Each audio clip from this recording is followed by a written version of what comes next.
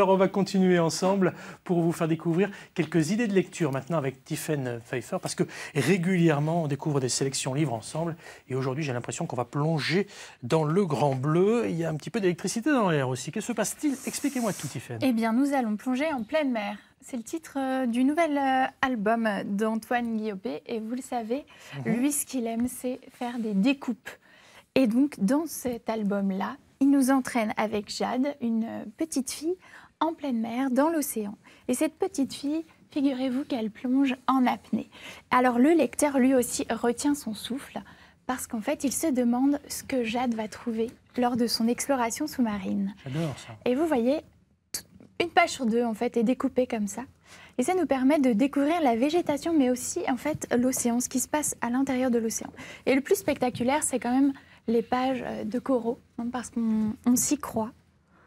On est vraiment au milieu de l'océan avec cette petite fille Jade. Alors, je ne vous dirai pas ce qu'elle trouve, hein, parce que c'est quand même l'intérêt du livre. Okay. Mais j'ai un vrai coup de cœur pour ce livre. Vous voyez, les couleurs sont magnifiques. On est vraiment au milieu des poissons. Alors, Antoine Guillaupe, c'est sa spécialité, les découpes. Je vous avais parlé l'an dernier de Pleine Neige. On était parti en Amérique du Nord avec des Indiens au milieu des animaux. Cette année, voilà, c'est l'océan. Je vous conseille vraiment ce livre à partir de 5 ans, on va dire, parce que c'est quand même assez fragile. Mais vraiment, c'est une jolie aventure. Ça s'appelle Pleine Mer. Regardez, c'est marqué là-dessus. Et moi, j'aime aussi apprécier la beauté des océans et préserver le système fragile, notre écosystème. Ben oui. Et dans ces cas-là, je me tourne vers Tiffaine qui n'a pas son pareil pour donner voilà, à nos enfants et à nos petits-enfants des bonnes idées. Comme ça, vous le retrouvez directement en librairie, très facilement. C'est écrit par Emmanuel Grunman et Hélène Druver. Alors, ce sont deux spécialistes des océans. C'est publié à De La Martinière Jeunesse et c'est un livre documentaire cette fois. Et vous allez le voir. Magnifique pieuvre, là. Alors, il y a aussi des découpes et des volets. Et ça permet de rendre la lecture beaucoup plus agréable. Alors, vous allez voir, ce requin, par exemple, c'est un grand prédateur.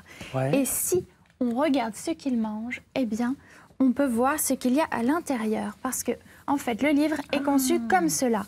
Il y a des découpes et des volets. Et si on les ouvre, eh bien, on découvre la vie des océans. C'est absolument fantastique. Alors, voilà, vous voyez le prédateur et vous voyez toute la faune qui en dépend. Je me tourne vers la pédiatre qui est avec nous, Brigitte Viré. À partir de quel âge on peut apprendre la lecture à ses enfants? Très tôt. Ouais. Très tôt. Je pense que, de toute façon, les livres, il faut les introduire dès le départ pour les enfants. Ça, c'est extrêmement important. Même quand ils sont tout petits, qu'ils les manipulent. Alors, on en a de toutes sortes hein, pour les tout petits et qu'ils apprennent. Et il faut leur raconter, leur dire des histoires et prendre les livres avec eux et leur raconter les livres. Et puis, dès les 1 an, on peut leur montrer ce qu'on appelle des imagiers, hein, pour leur montrer et associer les images aux mots. Et ça, c'est extrêmement important. C'est exactement ce qu'on est en train de faire avec cet ouvrage-là. Alors, qui est pour les plus grands, on va dire, hein, parce que là, c'est écrit un peu plus petit. C'est plutôt à partir de 7-8 ans. Mais vous le voyez, c'est conçu vraiment de manière très ludique. Si vous voulez savoir ce que c'est la marée, ce que ça apporte, eh bien, c'est facile. Vous voyez le reflux de la vague, hop, on ouvre la vague et on découvre eh bien, toute la vie qu'il y a eh bien, quand la vague laisse place eh bien, aux coquillages, voilà, aux coraux. Et à chaque fois, eh bien, c'est conçu comme ça. Et c'est vraiment un très très beau livre. Et puis ça permettra de dire aux enfants qu'il faut protéger l'océan, que c'est un équilibre fragile. Et que par exemple, certaines couches finissent dans l'océan. D'accord. Pour ceux qui n'étaient pas avec nous, on parlait des couches lavables tout à l'heure. Ceci expliquant cela, voilà.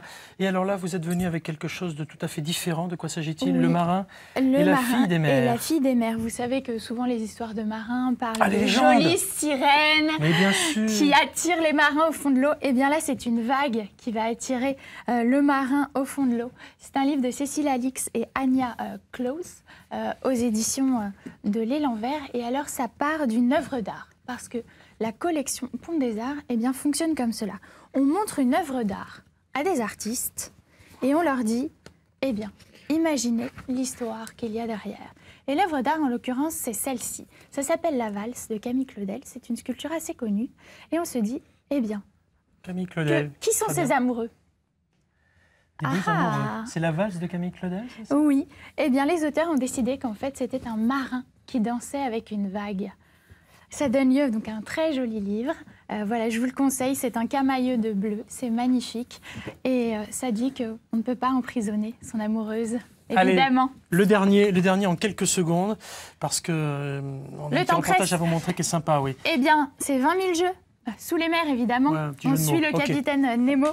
C'est édité aux 2 Coques d'Or. Et voilà, c'est pour les enfants qui aiment jouer. Eh bien, parfait.